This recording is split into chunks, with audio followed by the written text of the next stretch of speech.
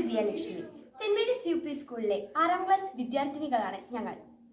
എൻ്റെ കൂടെ എൻ്റെ കൂട്ടുകാരായ നിഹാരയും ഹന്നയും ഉണ്ട്. ഞങ്ങൾ ഇന്ന് നിങ്ങൾക്ക് മുന്നിൽ പരിചയപ്പെടുത്തുന്നത് ബയോപ്ലാന്റ് ആണ്. വീട്ടുമുറ്റത്തെയും സ്കൂൾ പരിസരത്തെയും മാലിന്യങ്ങൾ നീക്കം ചെയ്യുന്നതിനായിട്ടാണ് ഈ ബയോപ്ലാന്റ്. ഞങ്ങൾ ഇതുകൊണ്ട് ലക്ഷ്യമാക്കുന്നത് അധികം ചിലവില്ലാതെ മാലിന്യമുക്തമായ ഒരു നാടാണ്. സാധാരണമായും ബയോപ്ലാന്റ് ഉപയോഗിക്കുന്നത് ബയോഗ്യാസിന് വേണ്ടിയിട്ടാണ്. എന്നാൽ ഞങ്ങൾ ഇന്നിവിടെ ഉപയോഗിക്കുന്നത് വീട്ടുമുറ്റത്തെയും സ്കൂൾ പരിസരത്തെയും ജൈവ മാലിന്യങ്ങൾ നീക്കം ചെയ്യുന്നതിനായിട്ടാണ്. ഇനി ഇത് എങ്ങനെയാണ് നിർമ്മിക്കുന്നതെന്ന് നമുക്ക് കാണാം. ആദ്യം പിരിമുറുക്കമുള്ള ഒരു വലിയ ടിന്നെടുക്കുക.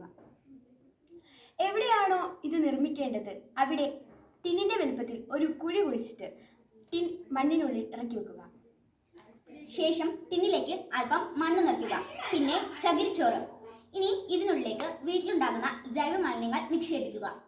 ശേഷം എത്രയും പെട്ടെന്ന് തന്നെ ജൈവമാലിന്യം ജൈവവളമായി തീരാൻ വേണ്ടി കുറച്ച് മണ്ണിരയും ഇട്ടുകൊടുത്ത് വെള്ളവും ഒഴിച്ച് 15 ദിവസം മൂടി വെക്കുക. 15 ദിവസം കഴിഞ്ഞ ശേഷം നമുക്ക് ഫലപുഷ്ടിയുള്ള നല്ല ജൈവവളം ലഭിക്കുന്നതാണ്. ഇത് നമുക്ക് ഒരേ സമയം പല സ്ഥലങ്ങളിൽ നിർമ്മിക്കാവുന്നതാണ്.